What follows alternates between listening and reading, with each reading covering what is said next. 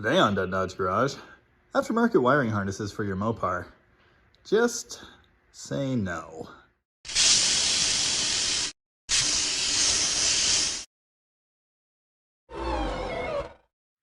This is Austin's 71 Challenger. You know, the Hemi swap project. Hemi. Neat. And before I say anything else, I guess I should say this. I'm not trying to criticize this decision, Austin. I think it makes perfect sense for what we're doing here. But for a lot of cars, it doesn't. In the beginning, there was a factory wiring harness, and it looked like this. It was very simple. It was kind of like outdated technology when it was put into these cars, but that's not the point. Chrysler products are kind of legendary, actually, for having weird electrical system problems. And as a Mopar enthusiast, I have many, many hours into diagnosing and repairing them. In fact, that's half the point of this channel. There's a firewall connector that melts and disintegrates, and well, that's not really great. There's that. The factory fusible link that just comes apart for fun. Factory voltage regulators, constant source of problems. The compounding issue is the fact that the muscle car era ended over 50 years ago now. And every one of these cars that we're working on, well, the electrical systems have probably been repaired, scabbed onto, otherwise ruined in the decades since. Fine, be that way. And a lot of the ones that haven't been ruined have been sitting around for decades. You know, in collections like this, baking in the sun. Some to the point that the factory wiring has the consistency of like uncooked spaghetti. So that's not good. With these factors alone in mind, it's kind of easy to understand why someone might want to just replace all the wiring in their car. You know, with nice shiny new stuff. And there are several different ways to accomplish that. But you might want to, I don't know, just stop and think for a minute before you choose one. Option 1, my favorite option. You could buy a reproduction factory type harness for your car and plug it in and make all the necessary connections and you're done. At least in the case of a normal car. There are a few more steps on this one. You could cut every single wire out from under the hood of your, 70s trail duster and replace it by hand with butt splices and other solderless connections. That kind of sounds like a horrible mess of cooked spaghetti. And then maybe like a step or a step and a half above that, we've got this, the universal type replacement wiring harness. Yeah, this is actually a body specific American Auto Wire kit. And I don't want to call them out for being like poor quality, because they're not. It's nice wire, nice connectors. That's great. It's more the spirit of the thing. This wiring harness is the furthest thing from plug and play imaginable. Almost all of it looks like this. Hey, this dash section looks pretty good, but only because I've been working it over for like a week. Have to make every single connection by hand for every gauge and every light. There are a ton of circuits in it we don't need. A whole bunch of this spaghetti is completely unnecessary. Ooh, built-in relays. Relays are great, but where the heck am I supposed to put all that? Does this connector look familiar to you? It should if you're a GM guy, because it's for a GM style turn signal switch. That's right, they don't have the plug for the Mopar switch. Same with the ignition, in fact. You have to change that too. They expect you to change the plug on your wiper motor because they can't get the correct one. This is a brand new restored wiper motor. I'm not going to do that. I'll ruin the harness instead. Here's your gauge connector kit. Yay! There are enough pieces in here to make any normal person's brain explode. Mine exploded a long time ago. Here's what the headlight section looks like. Yep, more of the same. No connectors. I have to do all of that. The setup is intended almost entirely to be used with a one-wire alternator and an HEI ignition. So throw your factory stuff away. Even the dimmer switch connector is different. At least they included a new one. The instructions are in 7 different sections in 7 different bags, and there's no one diagram that labels every single wire and tells you where they go, or what they do, or which fuse they're fed by. That just isn't here. There are circuit lists, but it's a lot of reading.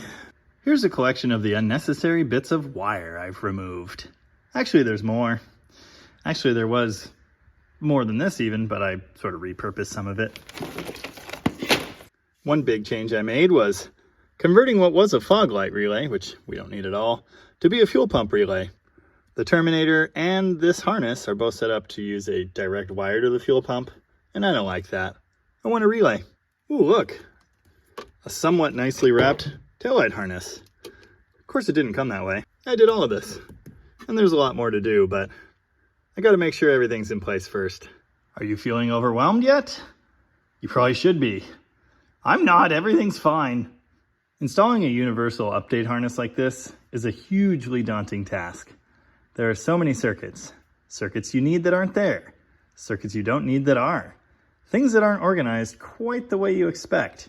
Despite being a universal harness, it needs some work to make it work. Generally speaking, I think these are a mistake. I don't think anyone with a normal daily driver classic Mopar should install one of these. I think there's really only one use case that makes sense for it. And it happens to be this car. You see, the combination in this car is about as far from the factory could have envisioned. Okay, I languaged that totally wrong, but I think you know what I meant. This car is not stock. Obviously, we've got this modern 392 Hemi and a separate bowl of wires over here to make that all work, so that's cool. So in this case, the factory wiring wouldn't have done us any good. On this harness, I pulled out 2 ignition wires, rerouted one inside the cab, and we're good. And this aftermarket fuse panel, with its gazillion circuits compared to the factory 6, well, maybe it's like 10 or 12 in these cars. Not very many. Anyway, this gave me the space to make all the connections necessary.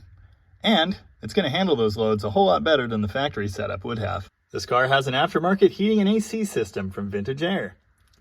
Again, having that shiny new fuse panel made connecting that up very easy.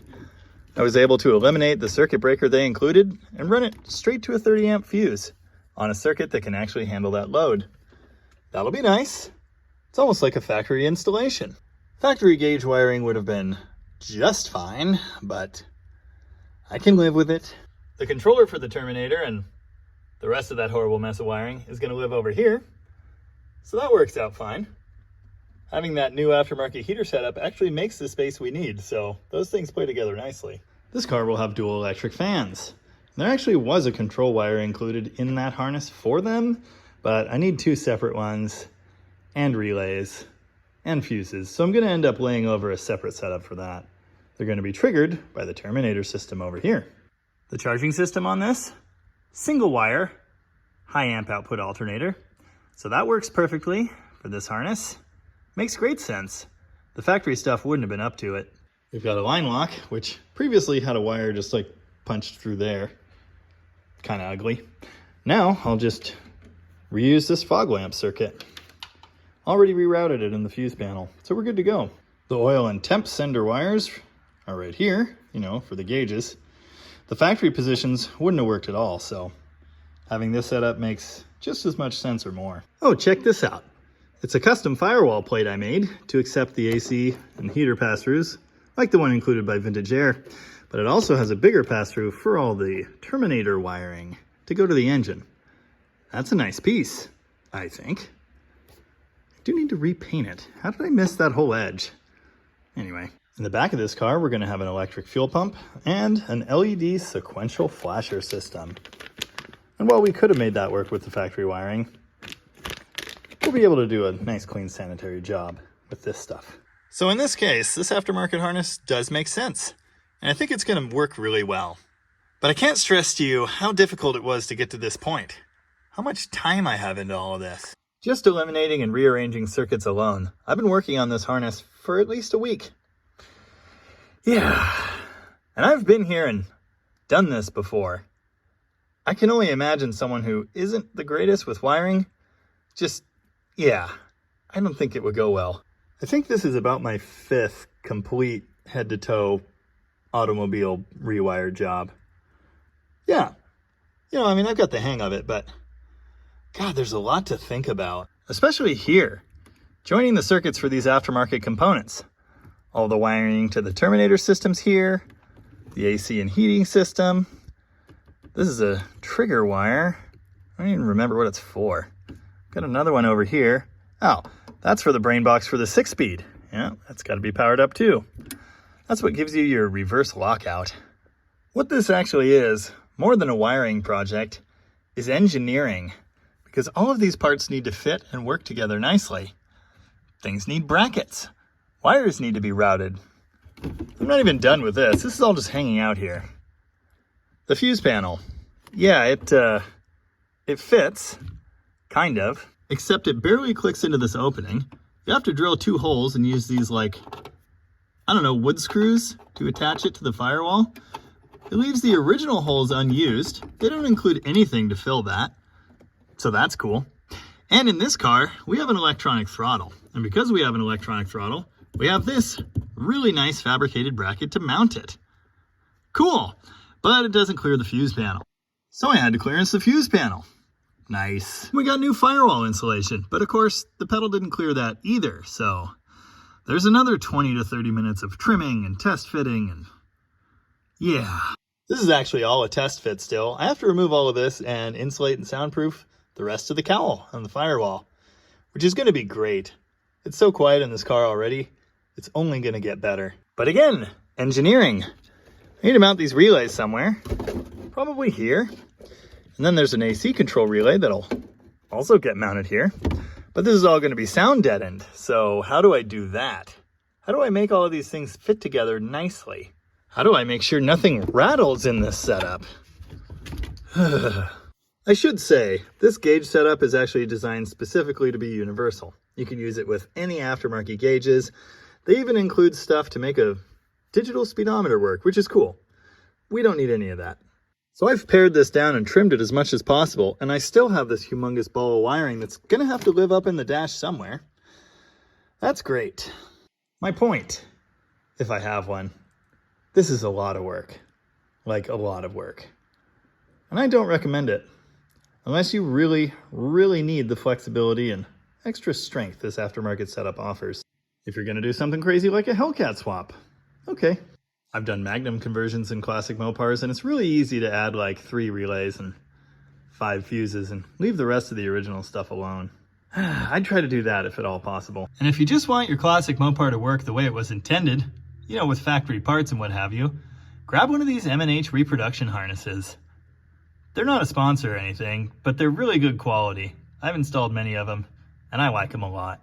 As for me, I've got to go back to wiring hell now. I can't even begin to terminate this stuff until the car has a nose again. The car's not going to have a nose again until it has an engine again. It's not going to have an engine again until like the firewall stuff's situated. And the firewall stuff won't be situated until... yeah, anyway. Planning, getting everything in the right order, is essential on a job like this. I should probably be like making notes or something. Oh yeah, have you noticed this engine compartment got all the extra holes shaved and a repaint? It's pretty good. It's gonna look awesome with the Hemi in here. Anywho, time to get back to this. Yay. That's it on the Challenger for now. Next time you see this thing, it'll definitely have a Hemi in it, and it'll probably be a whole car. Maybe. I hope. In any case, thanks for watching. And remember, less wires is gooder wires.